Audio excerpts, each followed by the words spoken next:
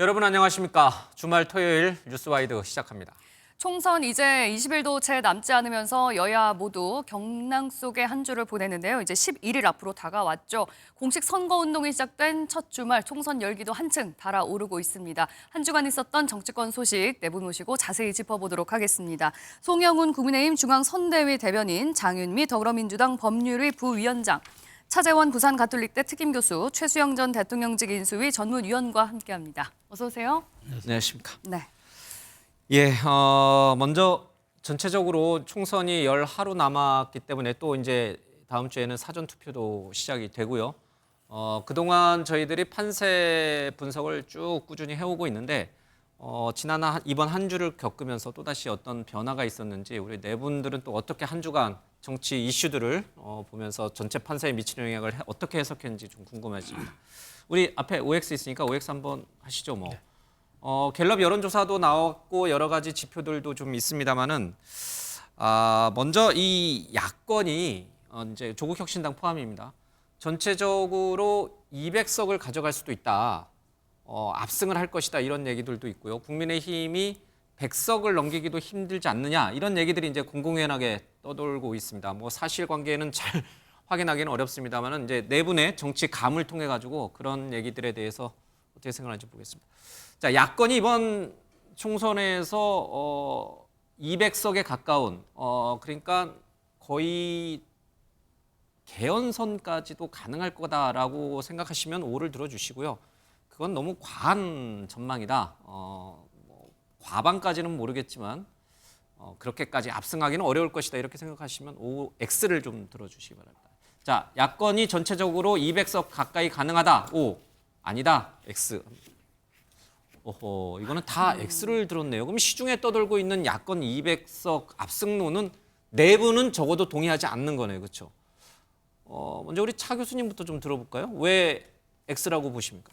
아직까지 뭐 지금 그 공식 선거 운동이 아직 상당히 남아있기 때문에 막판 변수가 상당히 많이 있을 수 있다. 예. 특히 지금 뭐 야권이 상당히 약진하는 것처럼 보이지만 우리가 오늘 방송에서 이야기할 여러 가지 주제 중에 하나들이 사실 야권의 리스크를 대변하는 그러한 요소들이 꽤 많지 않습니까? 예를 들면 지금 뭐 민주당 후보들의 부동산 투기 의혹도 있고요. 그리고 또 조국혁신당의 비례 1번 같은 경우는 지금 정관 의원 논란에 휩싸여 있고 이런 부분들이 상당히 지금 야권의 약진세를 어떻게 좀 상당히 좀 어떻게 좀 제어하는 예. 역할을 할 가능성도 저는 좀 있다고 생각을 하기 때문에 뭐 야권이 전반적으로 상당히 우세한 건 맞지만 200석 가까이 소위 말하는 절대의석까지 가기는 아직은 상당히 리스크가 많다는 네. 생각이 듭니다. 그럼 몇 석 정도 예상하세요? 과반은 넘을 거라고 보시나요? 예, 저는 뭐 민주당의 단독 과반을 조심스럽게 예측하는 이야기를 여러 번 했습니다. 네, 170석 얘기도 나오던데 뭐 일단 단독 정도. 과반은 가능할 수 있을 거라고 봅니다만 네. 뭐 그 구체적인 의석까지는 제가 이야기하기는 좀 주제가 그러니까 지난 넘지 않나 총선에서 민주당이 180석 얻었으니까 예. 그거보다는 많을까요, 적을까요? 글쎄요. 예상을 해보자면. 그거 뭐 잘하면 그 언저리까지 갈 수 있지만 네. 일단 뭐 지금 국민의힘이 사실은 지금 상당히 이제 잘해야 되는 측면이 있는데 이와 관련해서 저는 가장 주목할 변수가 결국 대통령 변수가 아닐까 하는 생각이 듭니다. 예. 대통령께서 만약에 지금 남은 선거 기간 동안에 국민들에게 뭔가 좀 변하는 모습을 어떤 식으로든 뭐 정치 퍼포먼스든 어쨌든 그런 모습을 보여준다고 한다면 국민의힘도 나름대로 기사회생할 수 있는 기회는 여전히 있다는 생각도 듭니다. 예. 우리 송 변호사님, X, 그러니까 야권이 그렇게 200석 가까이 가져가는 거는 국민이 허락하지 않을 것이다.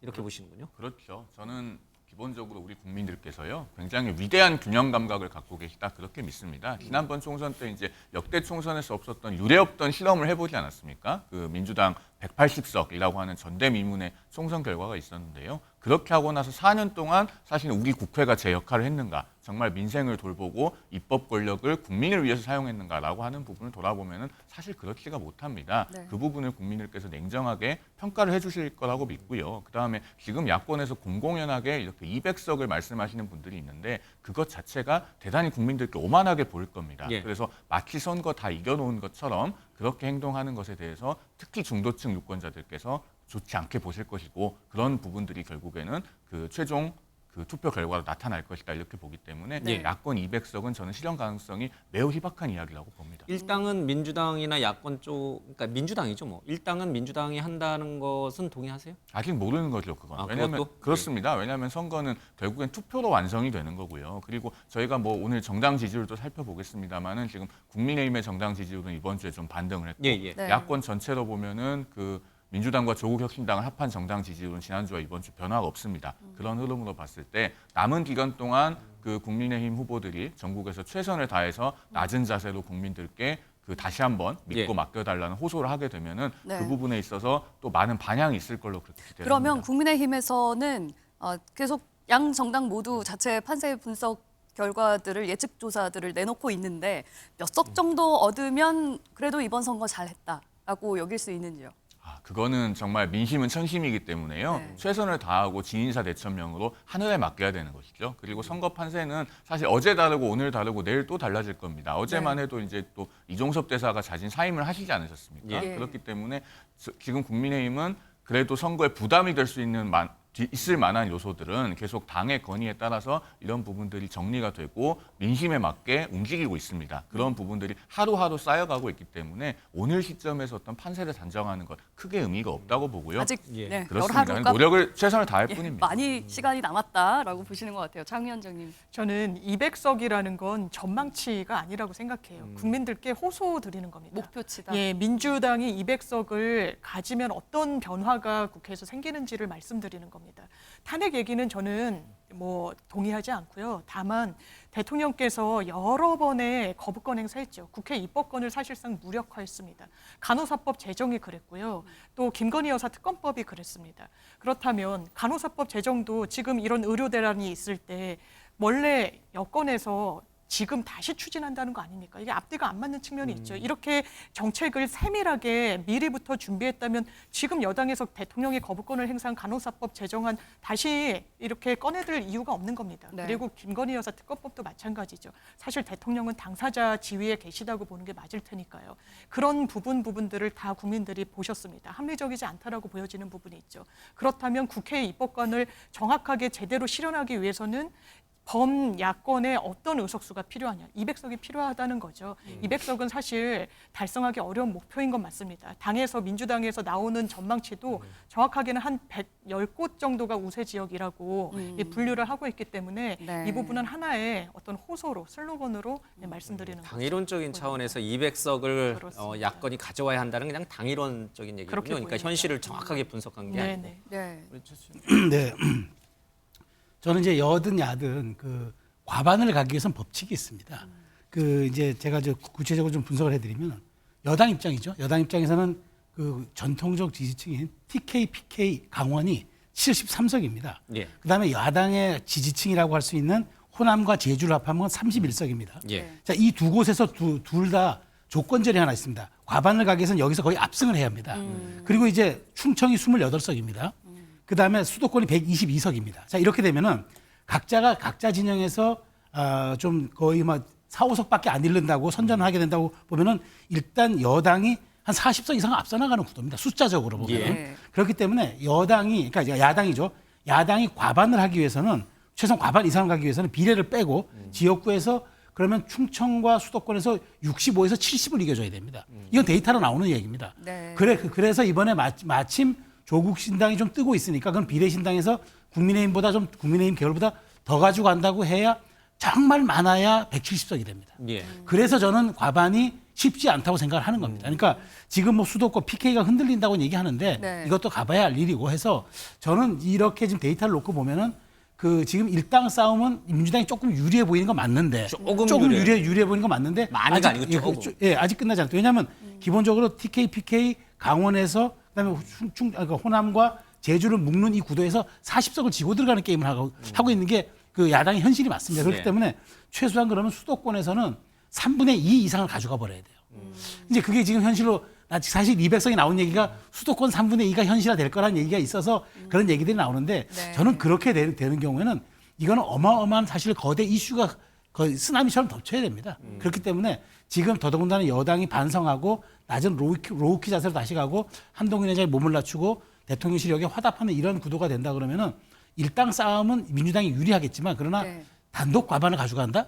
저는 그거는 제가 말씀드린 이 분석의 틀에 따르면은 아주 선전을 해야 가능하기 때문에 조금 저는 어렵지 않을까라고 생각합니다. 예, 네 분의 이제 전망을 다 내려주십시오. 예, 이제 그 잠시 뒤에 뭐 다른 주제로 또 한번 할 텐데 네 분의 얘기를 이제 좀 들어봤습니다. 뭐 네 분 다 뭐 이유는 다르지만 설명은 달랐지만 야권의 200석은 현실적으로 가능하지 않다. 이제 이런 얘기를 좀 하셨네요. 이번 주에 나왔던 여론조사 가운데 이제 금요일 날 나왔던 갤럽 여론조사를 조금 들여다봐야 될 필요가 있는 것 같습니다. 국민의힘 지지율이 민주당 지지율을 앞질렀어요. 그래서 어떤 분들은 이제 이거를 국민의힘이 반등의 기회를 잡았다. 이제 이렇게 해석하시는 분도 있는데 저 밑에 이제 세 번째에 있는 저 조국신당, 혁신당의 지지율을 아마 못 보신 분들이 아마 그렇게 생각할 수도 있을 것 같아요. 12%를 차지했어요. 그러니까 지금 민주당이 국민의힘보다 낮은 수치지만 그 격차도 제법 크지만 조국혁신당이 12%나 차지한 것을 감안하면 범야권표가 국민의힘 지지율보다 높다. 그래서 여전히 정권 심판론이 지금 현 정권에 대해서 안정적인 어떤 지지를 보내야 된다는 논리보다는 또 우세하다. 이제 이렇게 해석하는 분들이 있더라고요.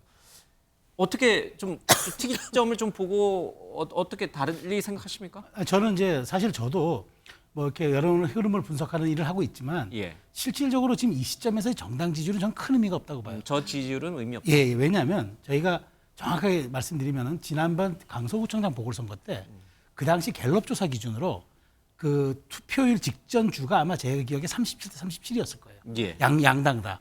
근데 의석수는 어떻게 차이? 그 의석수란다. 그 득표율 차이는 17.5% 차이 났잖아요. 그렇기 때문에 정당 지지율보다는 사실은 지금은 또 정당 지지율을 뭘 봐야 되냐면 지금은 후보군이 254개 지역이 있잖아요. 예. 그러니까 각각의 후보 경쟁력을 정당 지지율에 단순 합산하기가 좀 어렵다는 얘기죠. 그 점을 감안한다 그러면은 지금 우리가 봐야 될 지표는 대통령에 대한 국정 지지율이 사실은 맞아요. 그래서 그런 측면에서 아직은 국정 지지율이 조금은 이제 상승이 되긴 했으나 네. 그럼에도 불구하고 아직도 여전히 부정평가가 높은 거는 여당이 아주 악재죠. 그래서 저는 긴급히 여당이 지금 저 황상무 사퇴, 이종섭 사퇴, 그다음에 아직 의협 갈등은 어떻게 될지 모르지만 예. 그 부분도 저는 가능성이 있다고 봐요. 그래서 지금 이런 구도, 그러니까 말하자면 대통령의 국정 지지율에 대한 부정평가가 다운되지 않는 한, 아래로 그 말하자면 내려가지 않는 한 이게 지금 굉장히 불리한 구도이기 때문에 저는 지금의 정당 지지율에 너무 집착할 필요는 없다. 오히려 이거는 그냥 참고 보조 지표에 불과한 거고 우리가 주목해봐야 할 것은 저는 대통령의 국정 지지율을 봐야 한다고 말씀드립니다. 예, 대통령 지지율은 30%대에 계속 머물고 있어요. 그렇죠? 조금 하향 추세되긴 합니다만은 뭐 큰 폭으로 지난 전주보다 떨어지진 않았고 저는 40%대까지는 가야 한다고 생각합니다. 올라와야 된다. 네, 치고 네, 올라와야 네. 된다. 네. 예. 어떻게 보셨습니까? 장 부위원님.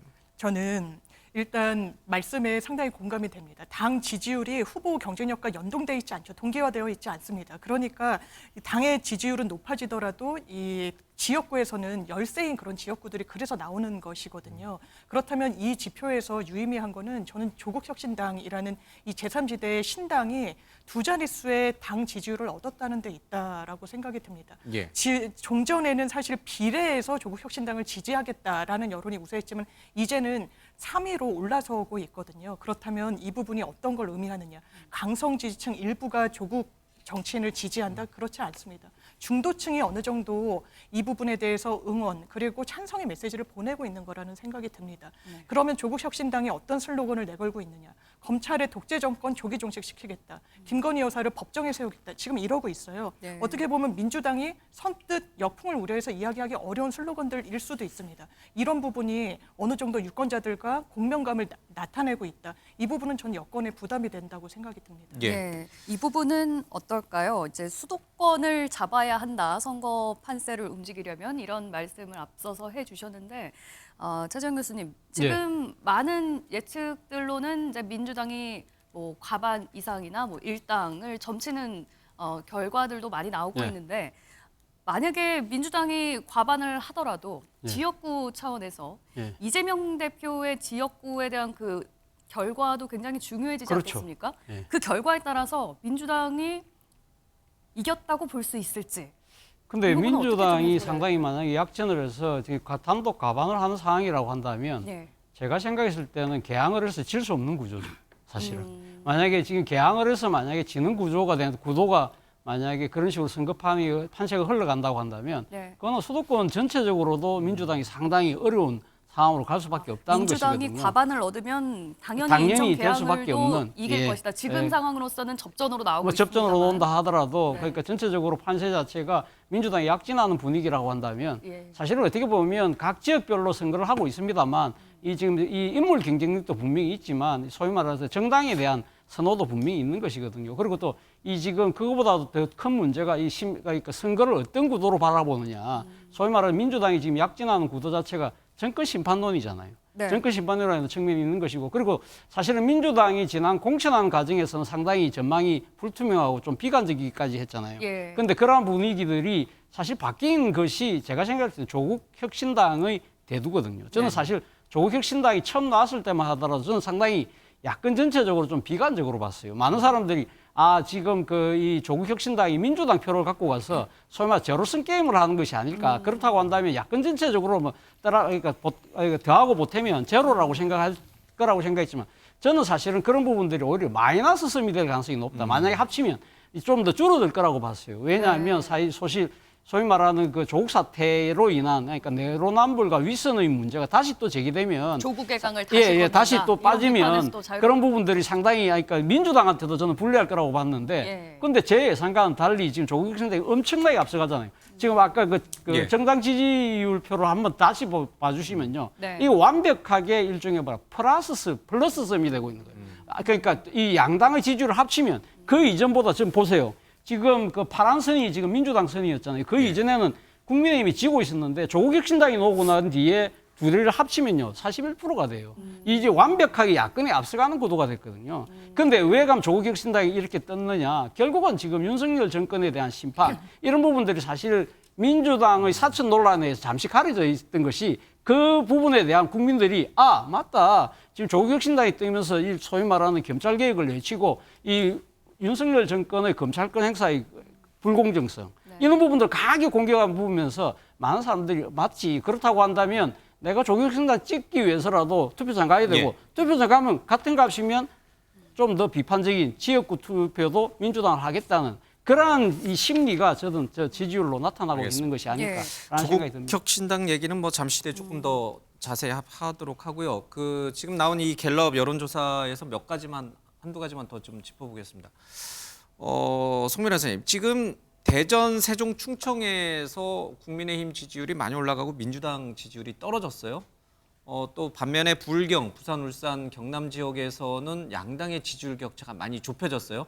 그래서 불경 쪽이 굉장히 국민의힘도 위태위태하다는 얘기는 나오고 있고 이 두 지역에서 어떤 변화가 있었던 거예요? 어떤 흐름이 왜 이런 흐름이 만들어진 거예요? 일단 대전, 세종, 충청에서는 그 국회 완전 이전 한동훈 비대위원장이 지금 수요일에 아침에 긴급 기자회견을 통해서 국회 완전 이전을 발표를 하지 않았습니까? 예. 그 부분에 대한 기대가 굉장히 높은 걸로 보입니다. 그래서 지금 저희 그래픽에서 보시다시피 국민의힘 지지율이 충청권에서 굉장히 강하게 반등을 했고요. 국회 이전이 먹혔다 이런 뜻이네요? 저는 그렇게 봅니다. 그러니까 그 세종 지역에서 그 예. 부분에 대한 기대치가 높고 그리고 세종이 수도화가 돼서 그 기능이 자족적으로 되면 그것은 충청권 전체가 일종의 연담 도시화를 통해서 발전할 수 있는 부분이기 때문에 충청권 전체에 미칠 수 있는 그런 이슈라고 봅니다. 그래서 그런 부분들을 충청권 유권자들께서 많이 평가를 해주시는 걸로 보고요. 그다음에 이제 부울경 같은 경우에는 좀 복합적입니다. 그 공천에 관한 부분도 뭐 없지 않아 있을 거고요. 예. 뭐 무소속 출마자. 그다음에 또 그 지금 민주당이 굉장히 그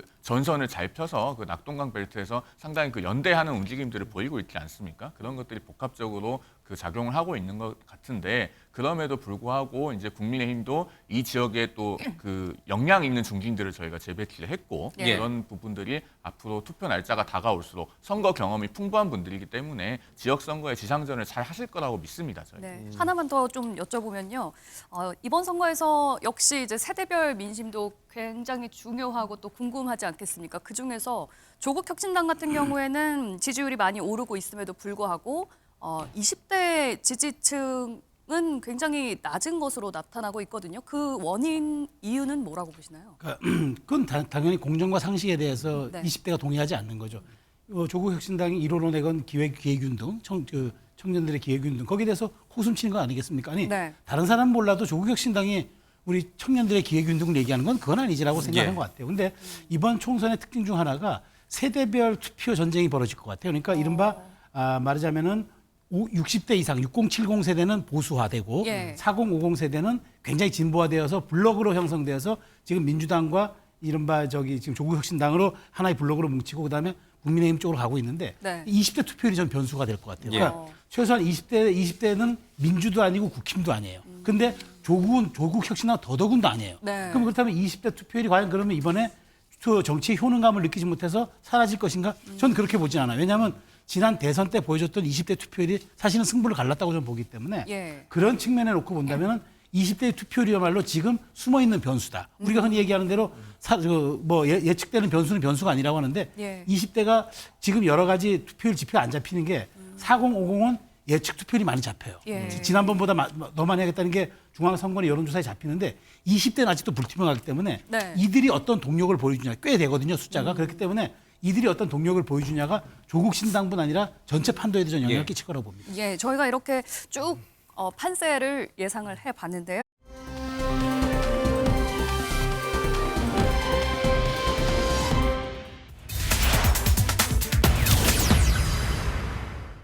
국민의 용서를 구하는 마음으로 진심을 담아서 정치 쇄신의 약속을 드립니다.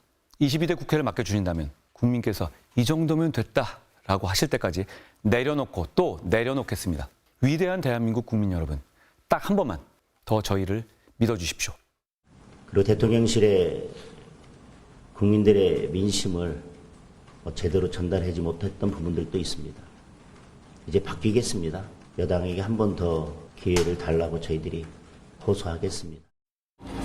윤석열 정부가 잘못했는 데 대해서 우리 화성 시민들께서 따끔한 회초리를 드시겠다면 저희들 맡겠습니다. 저희들이 잘못한 거 반성하겠습니다. 최소한 일을 할 수 있도록 최소한의 의석은 이번 총선에서 여러분께서 확보를 해주셔야 됩니다. 윤석열 정권에 대한 그러한 분노가 커서 충격을 받았습니다. 모든 것이 제가 여당 통로를 제대로 못했다는 책임을 느끼고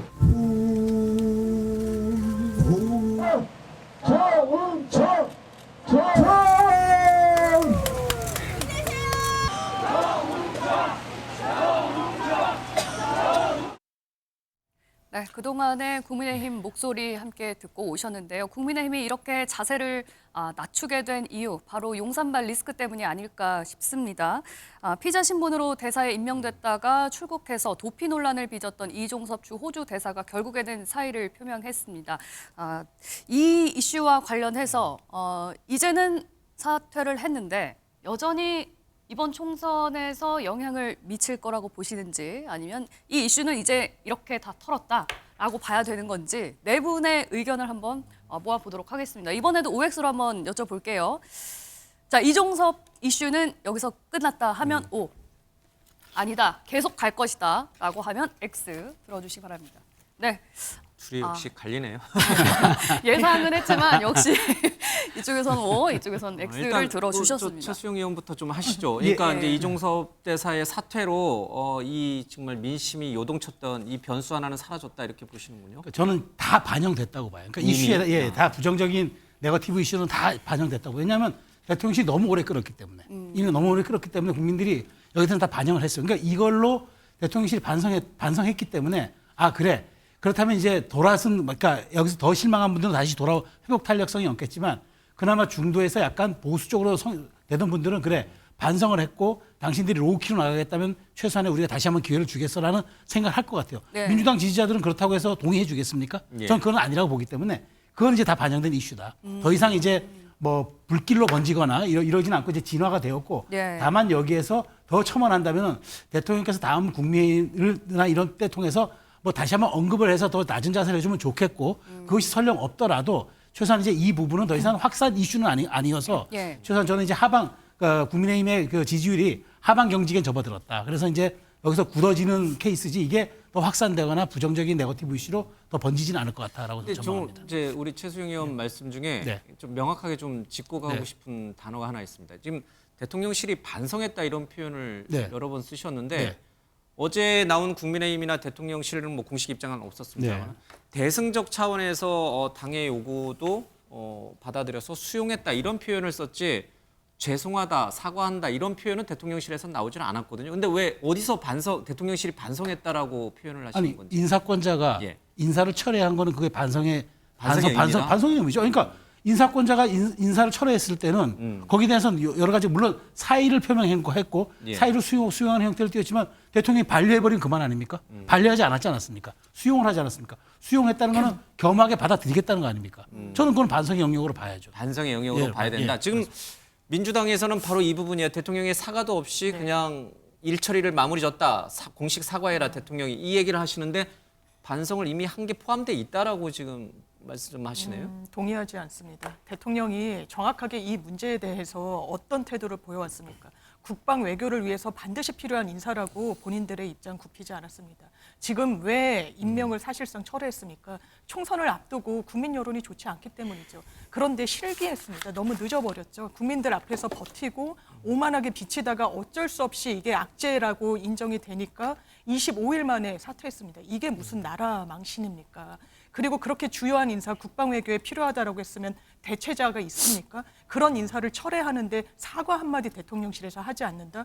오만해 보입니다. 오만해 보이기 때문에 국민들이 심판론이 힘을 받는 거 아니겠습니까? 그런 부분과 관련해서 총선을 앞두고 사퇴했기 때문에 매듭이 지어질 것이다? 그렇지 않습니다. 수사 정확하게 받아야 됩니다. 공수처에 왜 자기를 부르라고 합니까? 공수처가 부르면 가는 겁니다. 포렌식 얘기는 왜 합니까? 이게 공휴대폰을 냈다는 거 아닙니까? 이런 부분들을 국민들이 지켜보고 있습니다. 악재는 아마 여전히 계속될 겁니다. 예, 송영은 대변인님. 어떻게든 사퇴한 이종섭 대사를 선거판에 다시 모셔와서 이렇게 점화하려는 그런 야당의 입장은 이해를 하는데요. 지금 그런 게 통하려면은 공수처가 이종섭 대사를 불렀어야죠. 진작에 불렀어야 되는데, 자 나갈 때도 들어오겠다고 했고 실제로 들어와서 조사 받겠다고 하고 들어왔고. 근데 방위 산업 공관장 회의를 할 때까지도 부르지 않으니까 그러면은 내가 책임성 있게 조사 받겠다. 그걸 위해서 사퇴하겠다라고 사퇴를 했어요. 예. 그러면은 이종섭 대사로서는 사실 일관되게 그동안 입장을 견지해 왔고 할 수 있는 것은 다 한 겁니다. 그러면 이제 공은 공수처로 넘어간 거고요. 그것은 이제 수사로 밝혀야 될 문제지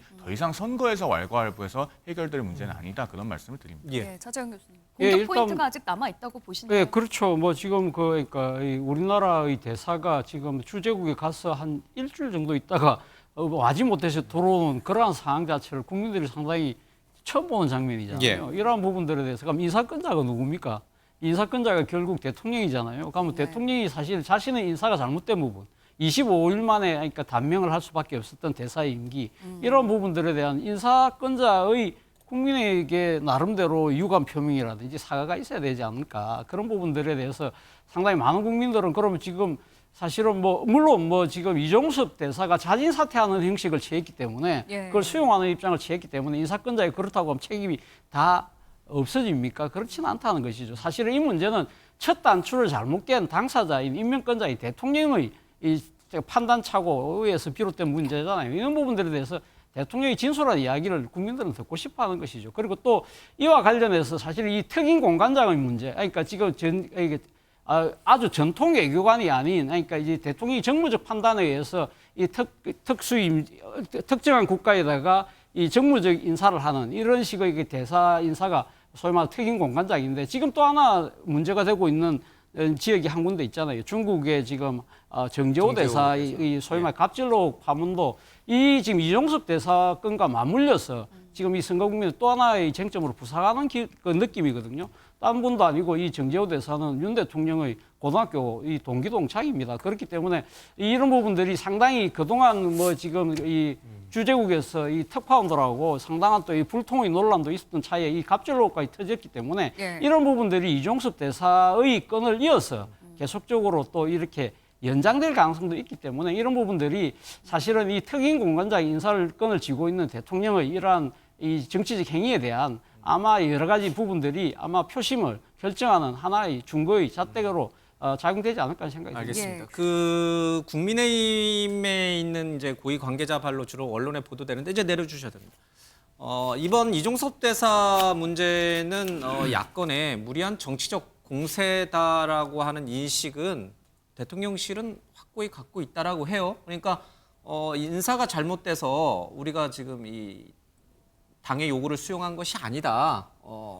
다만 국민적 눈높이에서 봤을 때 총선에 악재로 작용하고 있다라고 하는 당의 간절함을 이해했기 때문에 이종섭 대사의 사의를 우리가 수용한 것이지 결코 뭐 인사 임명이라든지 출국이라든지 이런 여러 가지 절차가 잘못됐기 때문에 이렇게 매듭 짓는 건 아니다라는 입장을 경고히 하고 있다라고 합니다. 이건 뭐 전해진 얘기긴 합니다만. 자, 어쨌든 이런 맥락에서 한동훈 위원장이 어떤 역할을 했을까? 어제 선거 유세 현장에서도 한동훈 위원장이 직접 말하긴 했습니다만은 이제 용산에 할 말을 한다. 뭔가 좀 국민이 봤을 때 잘못됐다고 느끼는 거는 이제 앞으로 하겠다. 한 번만 기회를 더 달라. 우리 지금 바뀌겠다. 이제 이런 얘기를 하면서 이종섭 대사 사퇴도 본인이 직접 대통령에게 건의했다는 얘기를 합니다. 자, 한동훈 위원장의 당정 관계에서 한동훈 위원장의 목소리가 지금 대통령실보다 더 커지는 쪽으로 전국 주도권이 바뀌었어요? 그렇게까지 보기엔 좀 무리가 있는 예. 듯 싶어요. 그러니까 지금 말씀드린 거 대통령실에서 저도 동의하는 것 하나는 인사가 잘못되진 않았죠. 인사의 시기가 조금 부적절했던 거죠. 예. 그러니까 인사 자체는 아무 적법합니다. 근데 인사의 시기, 즉 수사가 마무리되지 않은 상황, 수사가 진행되지 않은 상황에서 총선에 이제 악영향을 끼치는 이 시기에 이게 증폭이 됐다는 거죠. 근데 저는 한동훈 위원장의 생각이 이렇게 생각이 듭니다. 지금 쓴소리하고 시중의 여론을 전달하고 일종의 말하자면 더 이상 출장소가 아니라 우리가 민심을 전달하는 여당으로서 그 통로로 역할을 하겠다. 저는 지금 이게 순차적으로 가고 있다고 봐요. 처음에 그런 역량과 그런 재량을 준다는 거, 그건 엄청난 전략적 허용을 해주는 건데, 예. 저는 제한적 전략적 허용을 해줬다고 봐요. 근데 지금 오면서 당정 일치에 대한, 그다음에 당정이 분리되지 않은 거에 대한 시중의 목소리가 나쁘단 말이에요. 왜 아직도 대통령실에 국민의힘이 끌려다니는가에 대한 목소리들이 분명히 있기 때문에 한동훈 의원이 전달하기 시작한 거고, 이제 그게 하나하나 간 거 아닙니까? 저는 마지막 이게 히든 카드가 그러니까 정원 문제, 의대 정원 문제 사태라고 봐요. 그래서 마지막 이 문제까지 최소한 협상의 여지가 총선 시기에 벌어진다 그러면 최소한 이 문제에 대해서는 앞으로 당정에 대한 문제는 확실하게 좀 관계가 우리가 이원화될 수 있다라고 저는 볼 수 있는 충분한 저는 근거가 될 수 있다고 보는데, 네. 아마 저도 제 생각인데 물밑으로는 지금 여러 가지 대화가 오가고 있지 않을까. 그래서 우리가 봐줘야 할 것은 마지막 정점, 이른바 클라이맥스는 의대 정원 문제와 관련해서 한동훈 위원장에게 보다 포괄적인 전략적 허용이 이루어지는 순간 대통령이 물러나는 거죠. 2,000명은 절대 물러설 수 없다는 강경 입장이었는데. 두 가지 방법이 있을 거예요. 대통령 직속의 의료특별개혁 추진위원회가 있을 겁니다. 그걸 빨리 발족시켜가지고 거기에 위임하면 됩니다. 그런 방법이 하나 있고. 2,000명 정원 숫자도 양보할 그럼 수 있다. 빠지는 거죠. 그럼 빠지고 최적의 숫자를 도출해 보라는 거죠. 예. 또 하나는 그 모든 것을 포함해서 논의해 보라는 대통령의 지시가 있을 수도 있고. 전 두 가지 방안이 있을 수 있다고. 그 문제도 어쨌든 총선 전에 한동훈 위원장 중심으로 사태 해결의 실마리가 나올 풀려질 것이다. 가능성도 없지 않다라고 저는 봅니다. 예. 자, 어떻게 동의하십니까? 저는 한동훈 비대위원장이 대통령실의 전적인 신뢰를 받고 있지 않다라고 생각합니다. 이 국면에서도 저는 확인됐다라는 생각이 드는데요. 집권 여당이 사실 당대표 지위에 있는 거 아니겠습니까? 그렇다면 물밑 소통, 그리고 뭔가 이 국면을 잘 타개하기 위해서 긴밀하게 이야기를 나눠야 되는 거 아니겠습니까? 그런데 이 국면에서 보여준 거는요. 일단 한동훈 비대위원장이 언론을 향해 이야기합니다. 이종섭 전 장관 즉시 귀국해서 즉시 조사받으라고 이야기를 합니다. 그리고 그 부분과 관련한 대통령실의 입장도요, 언론을 향해 확인이 됩니다. 즉시 귀국해서 조율도 안 된 상태에서 무기한 대기하는 것 대단히 부적절하다라고 이야기를 합니다. 이게 내부 소통이 잘 된다면 사실상 당과 정의 입장이 이렇게 다르다는 게 언론에 실시간으로 나오기는 어렵겠죠. 그러니까 정치권을 취재하는 기자들도 대통령의 마음이 사실상 전적으로 가 있지 않다. 신뢰관계가 사실상 멀어졌다, 없어졌다. 이렇게 진단하고 있는 거 아니겠습니까? 이번에도 마찬가지입니다. 진작에 이 부분에 당의, 왜냐하면 후보들이, 특히 서울 수도권의 후보들이 아우성이었으니까요. 자책골이라고 비판 목소리가 어디서 나왔습니까? 내부에서 나왔잖아요. 한동훈 비대위원장의 어깨가 무거웠을 겁니다. 그런데 사태가 그것도 뒤늦게 마무리되자 내가 건의했다라고 이야기한다. 이 부분도 참 어떻게 보면 어색한 정치의 한 단면을 지금의 국민의힘이 보여주고 있는 것 같습니다. 네. 근데 어제 여권 관계자 말로는 이종섭 대사의 사퇴 문제는 귀국 때부터 이미 당정 간에 사전 조율이 굉장히 많이 진행되고 있었다. 그냥 어제 그냥 불현듯 갑자기 이종섭 대사가 사퇴한 게 아니고 그 전부터 당의 요구가 계속 대통령실에 있었고 대통령실에서도 그런 요구를 잘 알고 계속 조율해 오고 있었다. 이렇게 얘기를 하는데 안 믿으시는군요. 이 당이 정말 그 절박함을 대통령실이 알았다면요, 예. 진작에 수용했어야 됩니다. 왜냐하면 이렇게 끌 일도 아니라고 생각합니다. 예. 저는 좀 의견이 다른 게요. 일단 외교는 상대가 있고 인사는 인사 대상자가 있습니다. 자, 이종섭 대사는 28일까지 방위산업 공관장 회의를 수행을 했어요. 그리고 그때까지 한국에 대기하면서 공수처에다 계속 본인의 조사해달라고 했습니다. 그때까지 부르진 않잖아요. 이분은 그 군인 정신을 가진 분입니다. 명예를 중시하는 분이에요. 그러면은 28일까지 안 불렀는데 내가 계속 한국에서 대기하면서 도망 다니는 걸로 오해받지 않으려면은 사퇴하는 것밖에 방법이 없잖아요. 그렇게 정리가 된 것이고요. 지금 전체를 보셔야 되는 게 국정은 현재 상황에서 당이 굉장히 목소리를 적극적으로 내고 어떻게 보면 핵심 이슈들을 견인하고 있습니다. 자, 황상무 수석 사퇴해야 된다고 하니까 사퇴했잖아요. 이종섭 대사 들어와야 된다고 하니까 들어왔잖아요. 사퇴가 필요하다고 당에서 목소리가 나오니까 결국 본인 사퇴했고 대통령이 수용을 하셨잖아요. 그리고 의정 갈등도 지금 한동훈 비대위원장이 대화의 물꼬를 터서 일단 테이블에 앉았잖아요. 그런 것들을 보면요. 지금 국정을 주도하고 있는 것은 사실상 여당이고 그리고 물론 이제 국정이라고 하는 자동차는 대통령이 운전을 하십니다만 지금 여당은 그 내비게이션 같은 역할을 하는 것이고 여기가 어린이 보호구역이다, 여기가 급커브 구간이다 정확하게 지금 안내를 하고 있습니다. 그것에 따라서 가면 될 문제라고 보입니다. 총선 때만요? 아니면 총선이 끝난 이후에도 당이 내비게이션 역할을 합니까? 아니 그럼요. 내비게이션 끄고 운전하는 사람도 있습니까? 총선이 끝난 이후에도 당이 그 역할을 잘 할 것이다. 그렇습니다. 네. 총선이 코앞으로 다가온 청 교수님 가운데 얘기 하시고 하실 싶은 말씀 얘기 있어요? 예, 저도 한 말씀 드리겠습니다. 뭐 내비게이션 말씀하셨는데 뭐 이제는 가면 이제 여당이 내비게이션 역할을 제대로 할 것처럼 보이는 건 사실이에요. 근데 문제는 일반 국민들이 봤을 때는 그러면 그 내비게이션대로 가면 운전자가 운전을 할 것인가에 대한 믿음이 여전히 생기고 있지 않다는 게 문제라는 거죠. 그렇지 않습니까? 사실은 지금 한동훈 비대위원장을 비롯해서 여러분들이 우리가 잘못했습니다만 소위 말하는 업소를 하고 있잖아요. 이거를 제가 약간 좀 뭐랄까요. 백문이 불여일견. 아니, 그러니까 100번 들어도 한 번 본 것보다 못하다는 그 표현을 차용을 해서 이야기를 하면요.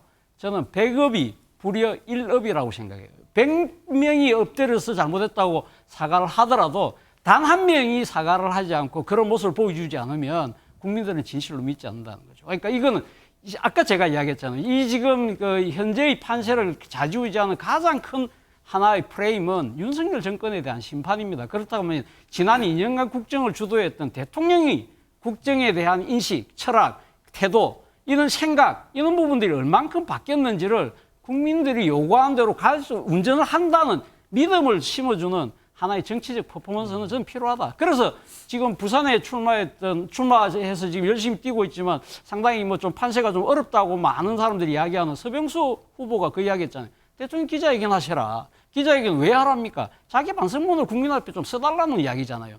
이 한 번의 이 업소가 없이는 제 생각에는 아무리 내비게이션이 작동 잘 된다 하더라도 그 차가 제대로 굴러갈 거라고 국민들은 믿지 못할 가능성이 높다는 생각이 듭니다. 예, 이런 상황에서 총선을 얼마 남기지 않고 여야 지도부는 각종 설화 그리고 리스크로 곤혹스러운 모습인데요. 관련해서 준비된 영상 먼저 보고 얘기 나눠보겠습니다.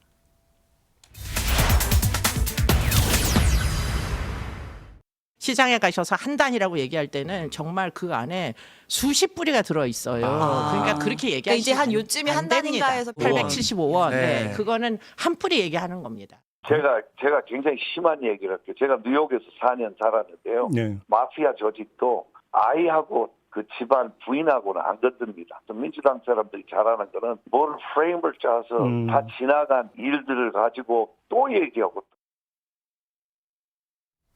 네, 총선을 앞두고 여야 모두 이른바 막말 리스크가 선거 변수로 떠오르고 있는데요. 특히 경기 수원정 이 지역 같은 경우에는 여야 모두 후보가 말 때문에 좀 곤혹을 치르고 있습니다. 장 위원장님, 네. 민주당에서는 김준혁 후보의 과거 발언들이 논란이 되고 있습니다. 국민의힘에서는 즉각 사퇴를 해야 된다라고 강하게 요구하고 있는데 어떻게 보고 계신지요? 부적절한 발언 맞습니다. 네. 사실 박정희 전 대통령이 일본군으로 이제 활동을 했던 역사적 사실은 있죠. 네. 그런데 함부로 추정해서 뭔가 위안부와 뭐 관계를 가졌을 것이다라는 이야기는 사실 역사적 사실이라고 보기 어렵고요. 예. 확인된 무슨 사료에 근거한 내용도 아닙니다. 정말 그야말로 추정이고 부적절하죠. 그 부분이 다만 이제 공인이 되기 이전에 유튜브 채널에서 비교적 가볍게 이야기를 하던 중에 나왔기 때문에 이 부분과 관련해서 본인의 입장 표명이 있을 거라는 생각이 들고요.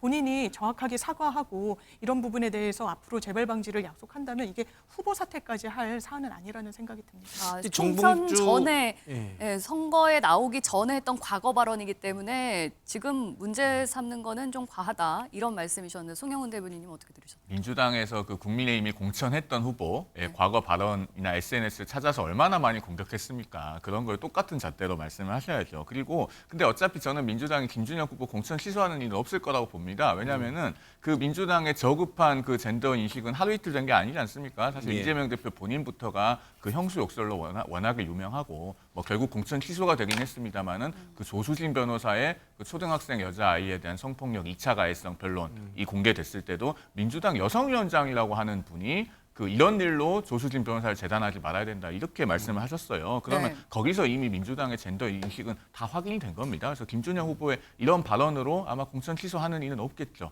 그렇게 생각합니다. 이 지금 수원 이 김준영 후보와 상대하고 있는 국민의힘 후보는 또 이수정 네. 후보예요. 이제 이수정 후보도 뭐 재산 논란도 좀 있었고요. 강남에 뭐 아파트 여러 채를 갖고 있다는 논란도 있었고, 특히 이제 지금 국민 내리 속에 깊게 박혀 있는 이른바 대파 한뿌리 논란.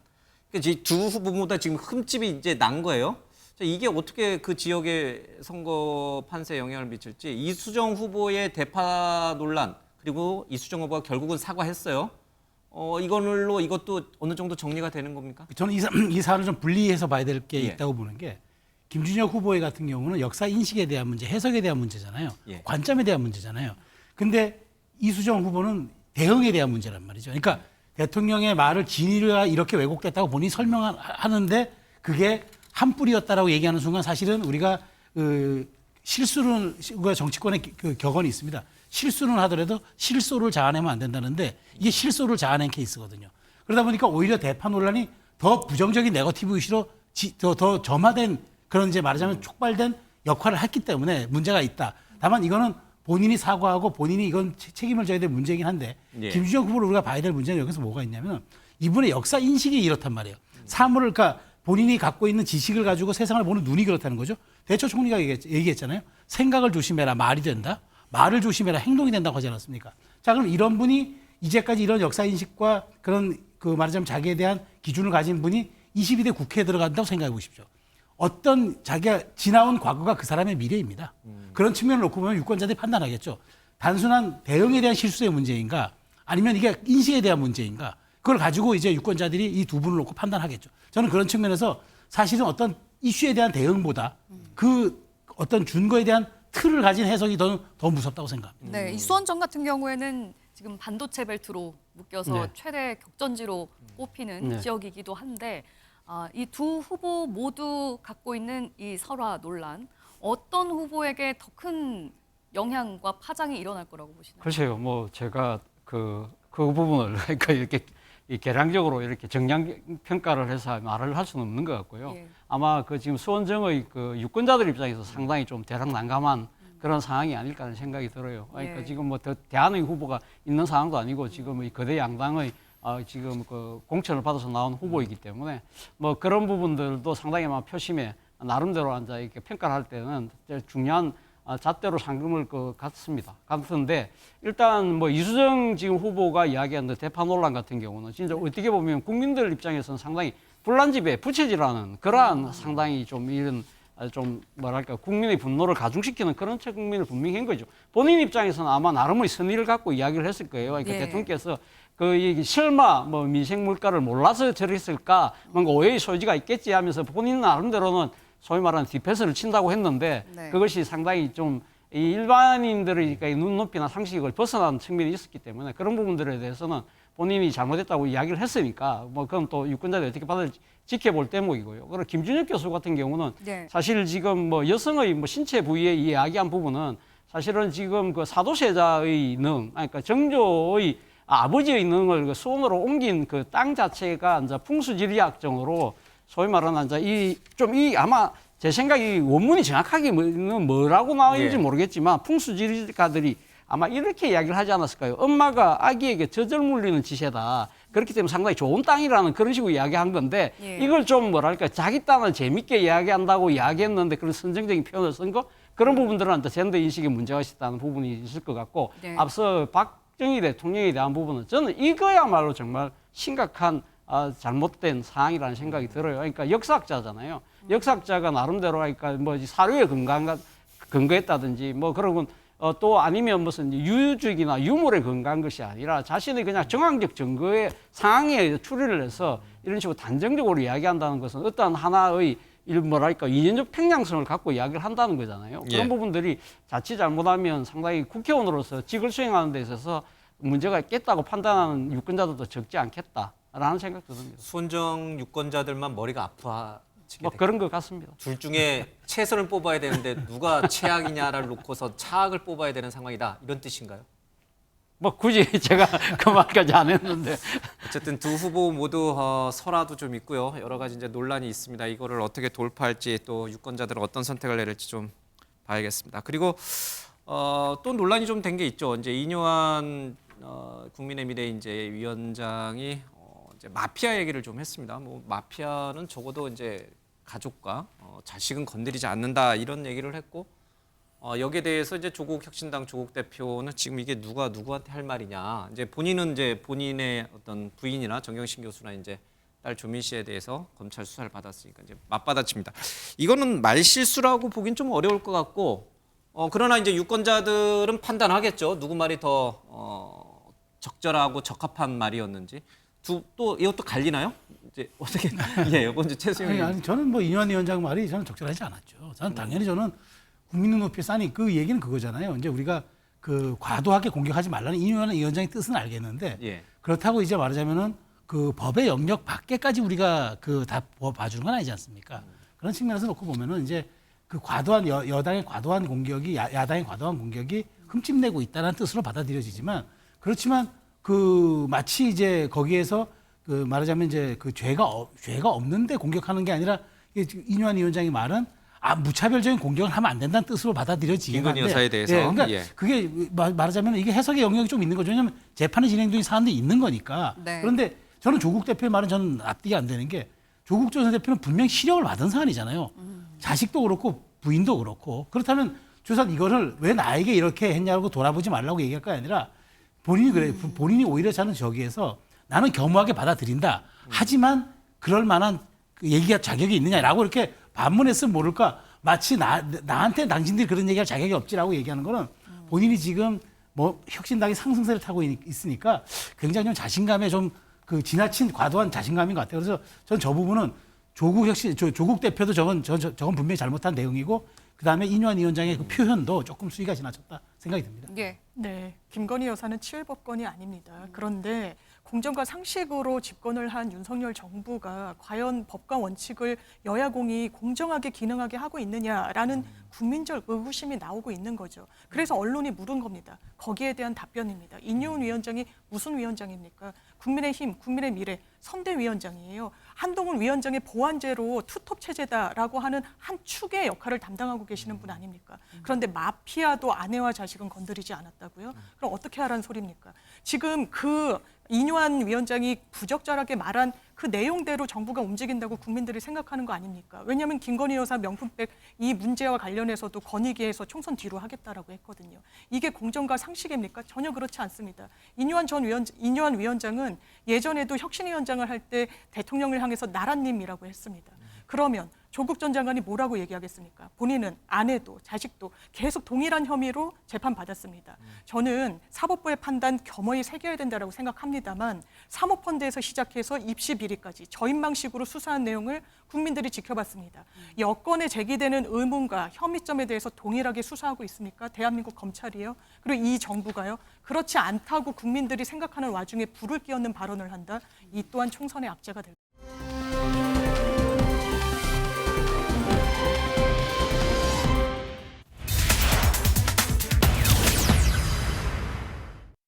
이종근, 박은정 모두 대표적인 반윤 검사로 찍혀서 각종의 불이익을 받았는데 혜택을 받았다고 보이지 않습니다. 고위 검사를 하고 난 뒤 옷을 벗어서 비공식적 네트워크를 통해 가지고 수임받은 고객을 위해서 이익을 보는 거 아닙니까? 제가 아는 바로는 수임 계약서를 다 쓴 것 같고 160억만 안 넘으면 된다.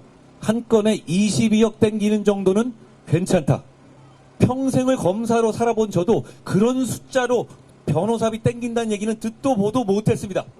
160억 아래니 괜찮다? 22억쯤 괜찮다? 수임 계약서 안 썼으니 괜찮다? 무슨 말입니까 도대체? 네, 조국혁신당에서 비례 1번을 받은 박은정 후보가 배우자 이종근 변호사의 전관예우 거액 수임 논란에 휩싸였는데요. 퇴임 1년 만에 거액을 벌었는데 그게 다단계 사기 사건을 변호해서 벌어들인 돈 아니냐라는 비판으로 또 전관예우 논란까지 일고 있습니다. 송 대변인님께서는 이제 변호사이시니까 이 22억 원의 수임료를 단건의 사건으로 받았다. 이게 어느 정도의 규모인 건지 좀 말씀을 해주시자면. 일단 저는 단일 사건에서 22억의 착수금은 듣도 보도 못했습니다. 성공보수도 아니고. 이거는 변호사들에게 물어보면은 거의 다 정관예우라고 얘기할 것 같아요. 왜냐하면 정관예우라고 하는 거는요, 실제로 어떤 그 관계가 작동을 해서 사건이 비정상적으로 처리되는 것까지 완성이 돼야지 정관예우인 게 아니고, 의뢰인이 그런 고위 전관 출신의 자기 변호인이 될 사람에게 비정상적인 사건 처리를 기대하고 이례적으로 높은 보수를 제공을 하면은 그게 정관예우인 겁니다. 예. 지금 조국 대표의 설명은 대단히 부적절하고 본인이 과거에 했던 발언과도 맞지 않아요. 작년 6월에는 뭐라고 말씀하셨냐면은 네. 그 전관예우라고 하는 건 뭐 계약서 안 쓰고 하는 그런 거 말고 계약서 다 써도 고액으로 지급하는 것도 그런 전관예우에 포함된다는 얘기를 작년에 한 적이 있고 예. 전관비리라는 단어까지 썼어요. 그리고 더 거슬러 올라가면요. 2014년에 그 안대희 전 대법관이 국무총리 지명이 됐다가 6일 만에 자진 사퇴한 적이 있습니다. 예. 그때 5개월간 수임료 16억 원이 문제가 돼서 사퇴를 했거든요. 이때 조국 대표가 한 말이 있습니다. 뭐라고 했냐면 초고액 수임이 문제될지를 모르고 추천했던 청와대 참모진의 무감각과 무능력이 더 문제다. 이렇게 말했거든요. 네. 이 말은 지금 조국 대표 본인에게 그대로 돌아올 수밖에 없습니다. 그 박은정 후보 배우자의 초고액 수임이 문제될지를 모르고 공천을 한 조국 대표의 무감각과 무능력이 더 문제지. 박은정 후보는 오히려 이게 전관예우였다면 160억 원 정도는 받았어야 한다라고 말해서 또 논란이 더 커지고 맞습니다. 있거든요. 장 위원장님 역시 변호사시잖아요. 어떻게 보고 계신지. 부적절합니다. 정관은 한 사건당 한 5천만 원에서 1억을 받으니까 160건을 했기 때문에 160억을 160억 벗는 원이다. 것이 그게 정관예우 아니겠냐. 그보다는 못 미치는 수임료를 받았기 때문에 아니다라는 논리 국민들이 이해하기 어려울 겁니다. 네. 이해할 수 없을 겁니다. 네. 그렇다면 이 부분과 관련해서 조국 전 장관이 당시에 뱉었던 여러 가지 이야기들과 배치되는 측면이 있죠. 사실 이런 고액의 수임료 보기도 어렵고요. 네. 검사장이 아니라면 과연 받을 수 있는 수임료였겠느냐라는 생각되는 부분이 있죠. 다만 그런 부분은 있는 것 같습니다. 이종근 검사장이요. 저희가 이제 법조계에서 이 뭐 차장으로 나오면 차장 검사로 나오면 뭐 몇 년, 뭐 부장 검사로 나오면 몇 년, 검사장은 뭐 몇 년 유효 기간이 있다. 그러니까 그게 또 계속되는 건 아니에요. 검찰은 수사 기관이라는 특수성 때문에 밀행성 원칙 때문에 과거에는 수임 계약 같은 거 제대로 하지 않고 위임장 내지 않고 전화 변론한다는 게 있죠. 영장 치지 말아달라. 예. 기소는 왜냐면 그게 종이 한 장 차이거든요. 사실 예. 수사 검사에 네. 그런 부분이 부적절했기 때문에 그런 식의 수임은 최소한 없었다는 항변을 하고 싶어하는 것 같습니다. 조국 대표는요. 정관예우라는 부분에 대해서 예. 예우를 받은 게 아니라 오히려 찍어내기를 당했다라고 해명을 했거든요. 저는 상당히 부적절한 발언을 하신 것 같아요. 그러니까 지금 조국혁신당의 지금 소위 말해 돌풍이라고 그러잖아요. 그러니까 이번 총선에 상당히 태풍이 될 거라고 이야기를 하는데 이 소위 말해서 정치권의 태풍 예보가 지금 발동돼 있는 상태인데 태풍이 예보가 발동이 된다고 해서 꼭 태풍이 경보로 바뀌지는 않습니다. 네. 이것이 열대성 저기압으로 끝나는 경우도 있거든요. 저는 상당히 중요한 이 정치적 분수령에 와 있다는 생각이 들어요. 그러니까 조국 대표가 사실은 지난번 조국 사태 때 많은 국민들로부터 질타를 받았던 이유가 뭐죠? 내로남불, 위선이잖아요. 그러니까 지금 자신이 추천한 건 아니죠. 자기가 주도해서 만든 당의 지금 비례 1번 후보이기 때문에 예. 이 부분에 대해서 상당히 느슨한 잣대를 갖다 낸다. 앞서 우리가 송영우 변호사 말씀하셨지만 조국 대표가 과거 정관 예우에 대해서 강력하게 비판했던 그 기준에 도대체 이 지금 부합되지 못하는 측면이 뭐가 있습니까? 당연히 그렇다고 한다면 조국 전 대표 입장에서는 조국 대표 입장에서는 이 사실이 밝혀졌을 때 이런 일이 있었군요. 우리가 지금 검찰개혁을 지금 외치는 우리 입장에서는 이거 단호히 척결하겠습니다. 우리 정말 안타깝지만 일본 후보, 박원정 후보의 용단을 촉구합니다. 이런 식으로 대응을 했어야 되는 것이죠. 이것이 아니라 지금 말씀하신 것처럼 지금 정관예우가 아니라고 하지만 사실은 딴 게 아니잖아요. 지금 이종근 변호사, 지금 박원정 후보자의 배우자인 이종근 변호사가 소위 말하는 그러니까 검찰에서 주특기가 다단계 수사라는 거 아닙니까? 다단계 수사할 때 자기가 아주 별렁었던 창을 지금 갖고 변호사가 되면서 바로 바꿔서 방패로 지금 동원하는 그러한 모습 자체가 사실 어떻게 보면 일종의 뭐랄까요. 자신이 공직에서 익혔던 스킬을 갖고 그걸 갖고 돈벌이 하는 형태. 그것도 엄청 거액의 돈인데 이 돈이 또 누구 돈입니까? 이 진짜 피와 땀과 눈물이 묻어있는 수많은 사람들의 그 피해자들이 날린 돈이잖아요. 이 돈을 그걸 갖다가 지금 아무런 거리낌 없이 받아들인다? 이런 부분들이 과연 국민들이 용납할 수 있겠냐는 것이죠. 그러면 조국 대표가 공천을 철회하지는 않을 거라고 보시나요? 모르겠습니다. 그러니까 제 생각에는 이제 조국 혁신당에서 이 사태를 저는 좀 잘 들여다봐야 된다 생각이 들어요. 이런 부분들이 단순하게 반윤 검사였기 때문에 이런 그러니까 소위 말하는 보수 언론들의 그러니까 공격 프레임에 말린 것이라는 식으로 이야기하는 것은 국민의 눈높이하고 전혀 맞지 않습니다. 이 지지율에 영향을 줄 정도예요? 저는 일부 그렇다고 봐요. 그러니까 저는 지금 조국 혁신당이 천정을 찍었다고 봐요. 지금 지지율이 그러니까 이제 거의 지금 수렴할 수 있는 건 다 수렴했다고 보는데 지금 박은정 후보 같은 경우에는 전 굉장히 부적절한 대응이 이런 거잖아요. 국민들이 지금 왜 밥을 태웠느냐고 묻는데 그러면 밥하지 말란 말입니까? 라고 답변하는 거잖아요. 논점물이기에 저는 이게 물타기예요. 그랬으면 더 벌었을 거다. 그랬으면 어떡하라고요? 국민들은 어떡하라고요? 그러니까 저는 이분이 만일 당선돼 보십시오. 어디 가겠습니까? 아마 법사위가 1순위일 겁니다. 그럼 법사위 가가지고 본인이 서슬퍼런 법사위면 남편이 더 혜택 받지 말라는 법이 있습니까? 저는 그런 것들도 국민이 염두에 둬야 된다고 보고 조 대표는 지금 갑자기 좀 생각하지 못했던 뜨거운 불이 확 닥쳐왔어요. 이제까지 순항하다가 갑자기 암초에 부딪히니까 또 이제 조로남불이 또 나오는 겁니다. 조국의 내로남불을 우리가 조로남불이라고 부르잖아요. 저는 이렇게 대응하면은 마지막 남은 2주 국민이 그렇게 언제나 바보 아닙니다. 현명합니다 항상. 그러면 만약에 최성 의원님께서 보시기에는 조국 대표가 이 박은정 후보의 공천을 취소하는 것이 앞으로의 이제 조국 혁신당에 더 도움이 된다고 보시는지 아니면 비례대표 1번이라는 공천 철회의 의미가 갖는 점에서 오히려 조국 혁신당이 더 타격을 받을 거라고 보시는지. 자, 그럼 앞으로 여기에 이런 사태를 계속 끌어안고 나간다 생각해 보십시오. 조국 대표가 메신저인데 메신저의 말에 메시지에 힘이 실릴까요? 조 대표는 자기가 유리하면은 센 얘기하고 불리하면은 물타기 한다. 저는 그 지적에서 자유로울 수 없다고 봅니다. 그럼 국민들이 판단하시겠죠. 알겠습니다. 근데 이제 이 밖에도 뭐 공영훈 후보라든지 또 뭐 양문석 후보라든지 여러 이제 좀 논란이 되는 분들 얘기들 좀 계속 나오고.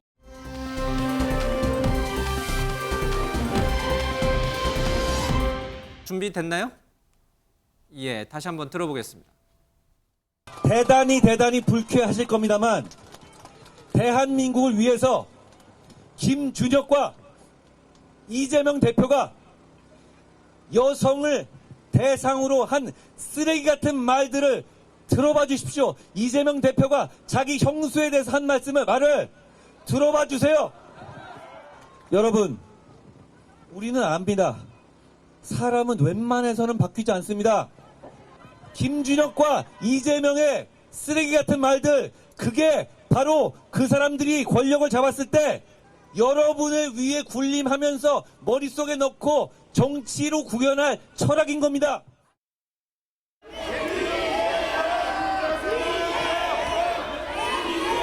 제가 재판을 받는 이 아까운 시간만큼 아니 그 이상으로 우리 당원 여러분 그리고 지지자 여러분, 국민 여러분께서 4월 10일 정권의 이 폭주를 퇴행을 심판해 주실 것으로 믿습니다. 지금 한동훈 대표가 말을 옮기기 그렇습니다. 방송이라 X 같은 정치 그리고 이제 방금 들으셨지만 뭐 지금 민주당이나 이런 이재명 대표 또 조국 혁신당 대표에 대해서 뭐 쓰레기 같은 말들을 한다 뭐 이런 식으로 이제 쓰레기 뭐 X 뭐 이런 표현을 하고 있고 이재명 대표는 또 뭐 의붓아버지 뭐 맞는 자식을 이제 자꾸 빗대어서 표현을 하고 막 이러고 있습니다. 이제 선거 총선일이 가까이 오니까 양 대표마저도 완전히 이제 이 신경전이 붙었는지 말이 점점 거칠어져요. 근데 이게 우리 유권자들 가운데 물론 이제 다 18세 이상이지만 네.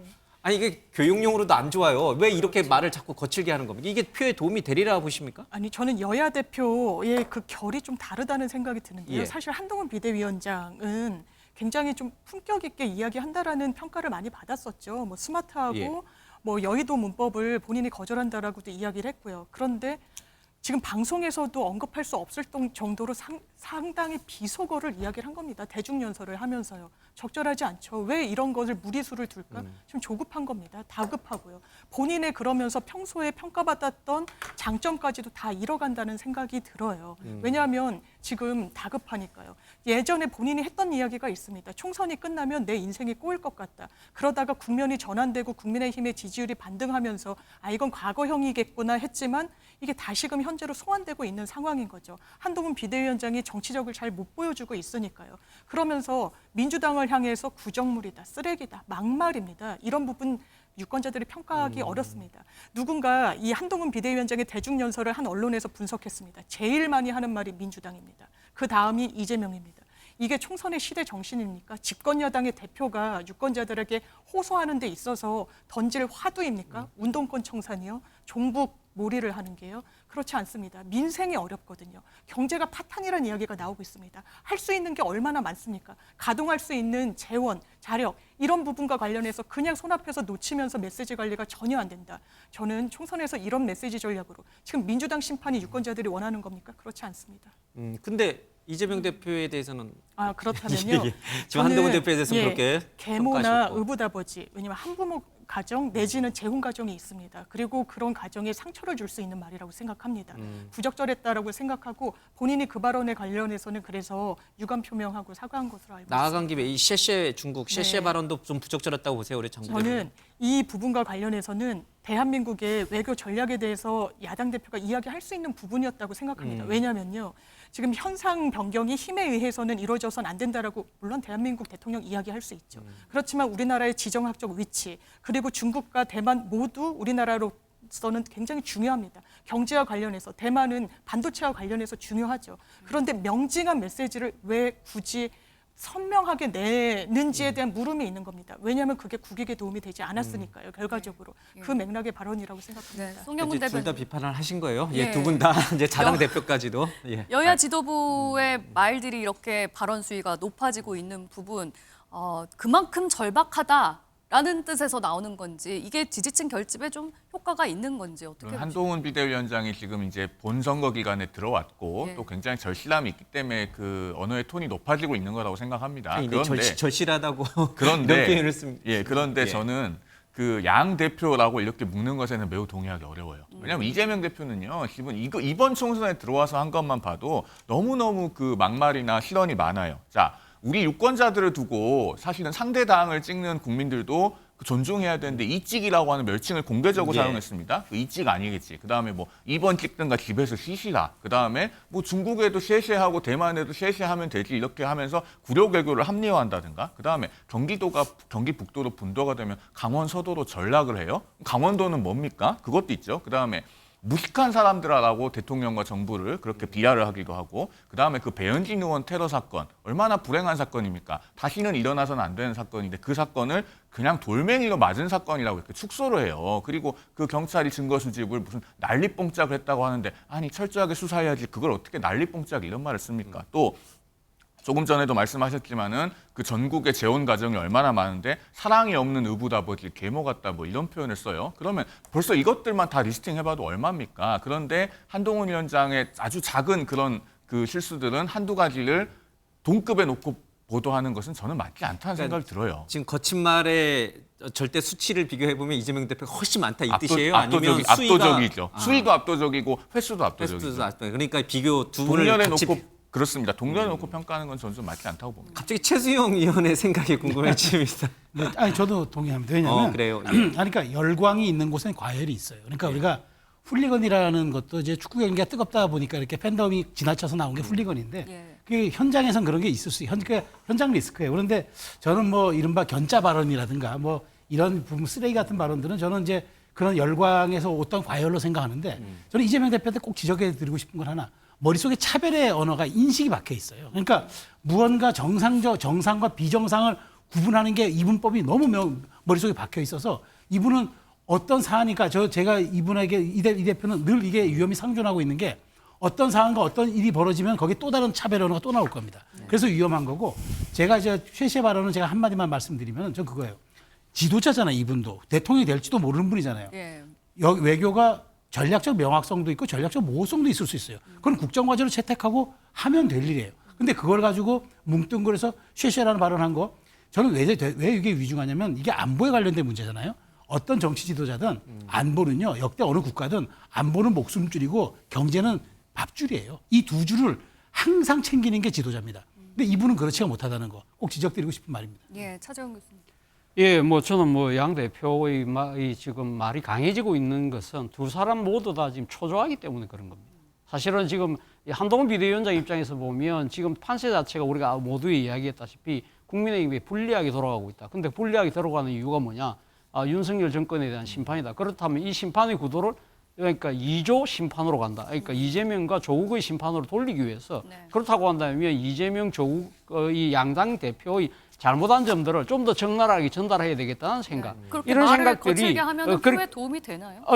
그러니까 초조하니까 그런 이야기들이 나오는 거죠. 사실은 좀 여유가 있으면 나 말도 막 가려하고 할 건데 지금 본인이 가서 지금 막 한시가 급하잖아요. 그러니까 말이 강해질 수밖에 없는 그런 측면이 있기 때문에. 근데 문제는 집권 여당의 대표잖아요. 그렇다고 한다면 집권 여당이 이렇게 지금 몰리고 있는 이유는 뭐다? 지난 2년 동안에 국정이 잘못했다고 한다면 이런 비판도 필요하지만 또 하나 부분은 뭐냐? 우리가 좀 더 잘하겠다. 이런 부분도 반성의 모드 속에서 기반한 나름대로 미래의 비전을 보여줘야 되는데 한동훈 비대위원장이 지금 제 기억으로는 국민들이 앞으로 가면 다시 이 국회를 나름대로 일당이 되고 난 뒤에는 도대체 뭘 하겠다는 걸 그림을 제대로 못 보여주고 있다는 안타까움이 있는 것이고요. 반면에 지금 이재명 대표 같은 경우는 왜 초조하냐? 판세가 지금 다 앞서가는데 결국은 조국 혁신당과의 선명성 경쟁인 거죠. 만약에 지금 그러니까 뭐 이번에 만약에 일당이 된다 하더라도 조국 혁신당이 상당히 만약 비례대표에서 득표율이 앞서갔다? 그렇다고 한다면 소위 말하는 차기 대권 구도 내지는 또 향후 전국 장악 주도권에서 조국 혁신당이 밀릴 수 있다. 그러니까 내가 좀 더 강한 면을 보여야 될 거야. 라는 이런 강박관념이 상당히 강한 말들을 쏟아내는 하나의 배경이 아닐까 생각해요. 정치학 개론 같은 얘기긴 합니다만은 지금 양당 모두 자신들의 지지층은 확고하게 지금 붙잡아 뒀잖아요. 그렇죠? 이제 남은 것은 가운데 있는 중도층, 중도 표심을 가져오는 전략을 쓰는 건데 이런 거친 말로 우리 한국 사회에 존재하고 있는 유권자들의 중도층이 그러면 움직일 것인가? 그 얘기를 진짜 개론서에 나오는 상식적인 차원에서 누가 한번 좀 설명해 주세요. 우리 중도층은 지금 이 두 양당 대표의 거친 입에 마음 표심이 빼앗길까? 아니면 오히려 그 거친 말을 하는 사람들에게 역풍이 불어서 저 사람들 수준이 저거밖에 안 되네? 라고 해서 오히려 반대당으로 갈까? 단언컨대 역풍이 불죠. 그래서 조심해야죠. 그러니까 우리가 물건에 품질이 있듯이 말에도 언품이란 게 있어요. 근데 특히나 지도자의 말이 왜 중요하냐면은 저는 이 두 분이 이번 총선으로만 정치 생명이 끝나는 분들이 아니에요. 앞으로도 계속 나가면서 본인들이 더 큰 꿈을 향해 갈 텐데 이런 것들도 아마 디지털 아카이브에 차곡차곡 기록이 될 겁니다. 그리고 중요한 거 지금 양대 지지층으로 다 수렴되지 않고 가운데 남아있는 분들은 누가 조금 더 합리적이고 누가 조금 더 개혁적이고 누가 조금 더 민생적인가를 볼 거예요. 그런데 이렇게 강한 말들은 아마 그렇게 큰 소구력이 없고 오히려 투표장에 가지 않는 요인을 촉발할 겁니다.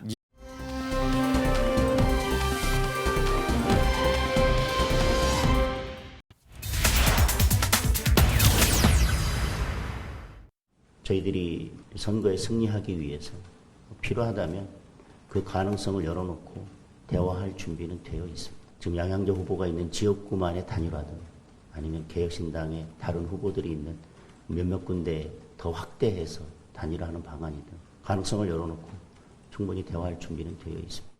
염치가 있다면 공식 제안을 할 수 있겠습니까? 아마 비공식적으로 여러 사람들이 말을 던지는 정도에서 끝날 것이고 개혁신당 후보들의 표를 오히려 잠식하기 위한 의도가 아닐까. 국민의힘에 명확하게 말씀드립니다. 개혁신당은 국민의힘과 단일화를 할 생각이 없습니다. 개혁신당 구성원과 후보들께도 명확하게 말씀드립니다. 선명한 개혁의 길이 아니라 윤석열 정권과 국민의힘에 부역하는 길을 가겠다면 개혁신당을 떠나십시오. 개혁신당을 떠나지 않고 단일화 협상을 할 경우 최고 수준의 징계를 하겠습니다. 네, 단일화 얘기가 나오고 있는데 송영훈 대변인님, 오히려 국민의힘 쪽에서는 단일화 여부에 좀 가능성을 열어두고 있는 것 같은데 개혁신당에서는 의견이 분분한 것 같습니다. 이 구도는 어떻게 봐야 될까요? 분분한가요? 지금 개혁신당에서는 예, 뭐 안 하겠다고 하시는 예, 것 예, 같고요. 국민의힘은 뭐 이걸 당 차원에서 지금 개혁신당과 대화를 하거나 그러고 있지는 않습니다. 다만 이제 선거라고 하는 것은 그 전쟁이 아니잖아요. 원래 양양자 의원이 먼저 이 단일화 얘기를 꺼냈기 그거는 때문에 근데 그 지역에서 개혁신당에서. 나온 얘기고, 예. 그러니까 당 차원에서 뭔가 개혁신당과 단일화를 전면적으로 논의하거나 네, 이런 것은 그렇죠. 없고, 선거는 어쨌든 전쟁이 아니기 때문에 뭐 요새처럼 성문을 걸어잠그고 할 수는 없는 겁니다. 네. 그래서 사실은 개혁신당 후보들께서도 많은 고민이 있으실 거라고 저는 생각해요. 두 가지 네. 고민이 있을 거라고 생각하는데, 하나는 이제 그 현실 정치인으로서 고민이고요. 또 하나는 이제 나라를 위한 고민이겠죠. 그러니까 이분들이 민주당이나 조국혁신당 소속이 아니라 그래도 개혁신당으로 출마할 때는 나라를 위한 고민이 있는 분들이다, 그런 생각이 들고요. 그래서 뭐 청주 청원에서도 그런 일이 있었습니다만은 그 개혁신당 후보들 중에 뭔가 개별적으로 본인들이 결단을 하시고 사퇴를 하고 국민의힘 후보를 지지하는 분들이 있다고 하면은 그것은 국민의힘 후보들로서는 그 지역에서 환영할 만한 일이 아닌가, 저는 그렇게 지금 생각합니다. 만약에 단일화를 하면 효과는 있을 거라고 보시나요? 국민의힘 입장에서는 아마 지역 단일화하면 국민의힘이 아마 이준석 대표가 출마한 지역 빼고는 다 자신들이 승리할 가능성이 높잖아요. 그런 상황이 된다고 한다면 사실은 해볼 만한 나름대로 하나의 방안이 될 수 있죠. 뭐 수도권 같은 게 치열한 데는 뭐 2%, 3% 이내에서 그러니까 지금 당락이 뒤바뀌기 때문에 사실 그러니까 지금 같은 보수 색채를 띠고 있다고 한다면 아마 도움이 됐다고 생각할 수 있기 때문에 그렇게 부정적이지 않은 나름대로 열린 자세를 보여주고 있는 것 같고, 반면에 개혁신당 입장 같은 경우는 상당히 그걸 말이 안 된다고 생각하죠. 아까 제가 말씀드린 것처럼 지역구에서 경쟁력을 갖고 있는 자당의 후보가 거의 없잖아요.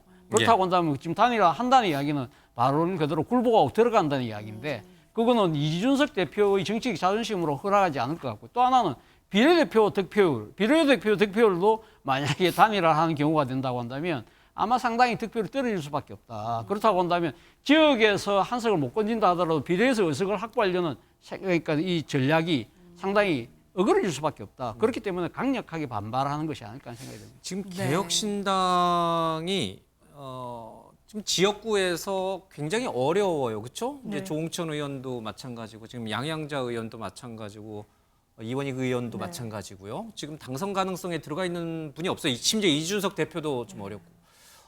지역구에서 한 명의 당선자도 내지 못하고 지금 정당 득표율 5%로 인해서 비례 한두 석 정도를 차지하게 되면 이거는 이준석 대표의 정치적 미래에 어떻게 영향을 주는 건가? 이게 좀 해석이 분분하더라고요. 네. 정치적 미래에 먹구름이 낀 건 객관적으로 맞다고 그래도 비례 보여지고요. 한두 석으로 원내 진입하면 기회는 있다, 이렇게 보시는 분도 그런데 있고. 본인의 원내 진입도 저는 상당히 본인의 정치적 미래와는 연동돼 있었다고 생각합니다. 비례가 됐든 뭐가 됐든 어쨌든 원내 입성을 해야 된다. 그래야 본인의 정치적 볼륨감도 커지고 국회에서 할 수 있는 역할로 또 유권자들의 평가를 받아야 예. 대선 가도도. 왜냐하면 차기 대선 주자로 분류가 됐던 인물이니까. 그런데 거기에는 사실 빨간불이 들어왔죠. 그래서 이준석 대표의 어떤 정치적인 미래와 관련해서는 밝게 전망하기는 상당히 좀 어려워 보입니다. 그래도 정당 득표율 5%로 해서 한두 명의 비례의원이 탄생하면 그래도 기회는 있다, 이렇게 보시는 분이 있더라고요. 뭐 교두보를 아예 놓지는 않은 상태가 되겠지만 원내 어쨌든 진입하는 거니까. 그러니까 뭐 국회에. 그렇게 되면 이제 천하람 후보랑 이제 앞서 이제 예. 여성 후보 두 분이 이제 올라가겠죠. 근데 그것만 가지고는 저는 교두보는 확보될 수 있지만 이준석이라는 개인 정치인의 브랜드는 어떻게 될까? 저는 거꾸로 이번 개혁신당의 과정을 통해서 더 많은 것을 잃었다고 봐요. 오히려 차라리 이번 선거에 지더라도 대구를 출마했다거나 이렇게 하면 정치적 서사, 이른바 내러티브가 계속 이어질 수는 있었으나 이번에 가장 당선 가능성이 높았다고 보이지는 쪽으로 결단을 내렸는데 거기서조차 이기지 못했다면 이준석의 경쟁력은 도대체 그렇게 대선 주자급 인지도를 가지고도 안 되는구나. 예. 저는 이런 측면이 굉장히 뼈 아플 수 있다고도 봐서 이준석 대표 그렇게 저는 정치적 미래가 밝다고 보진 않아요. 그냥 사라져요? 아니면 다시 국민의힘과 뭐 그건 이제 선거 이후의 일이라 물론 뭐 이후의 지금 일이- 얘기할 필요는 없습니다. 이후의 일입니다만 저는 이렇게 생각합니다. 이준석 대표가 만약 이번 총선 결과를 가지고 어떻게 받아들이느냐. 그래서 본인이 좀 이른바 휴직의 시간과 자숙의 시간을 갖고 재충전을 통해서 다시금 복귀하느냐. 아니면 끊임없이 윤석열 정부 하에서 또 대립각을 세우면서 본인의 존재감을 과시하는 쪽으로 나가느냐. 이것은 본인의 선택에 달린 문제이긴 한데 저는 오히려 이준석 대표가 좀 이미지를 바꾸고 여러 가지 태도도 바꾸는 하나의 계기를 만드는 쪽으로 시간의 휴지기를 갖는 쪽, 아직 선거는 끝나지 않았습니다만은 그런 쪽으로 가는 게 좀 더 긴 호흡으로 보는 게 아닌가 그런 생각이 듭니다. 이낙연 대표도 그렇고 이준석 대표도 그렇고 몹시 힘든 정치 역정 풍랑을 좀 만났다 이렇게 봐야 되거든요. 네. 뉴스와이드 여기서 마치도록 하겠습니다. 함께해 주신 여러분 고맙습니다.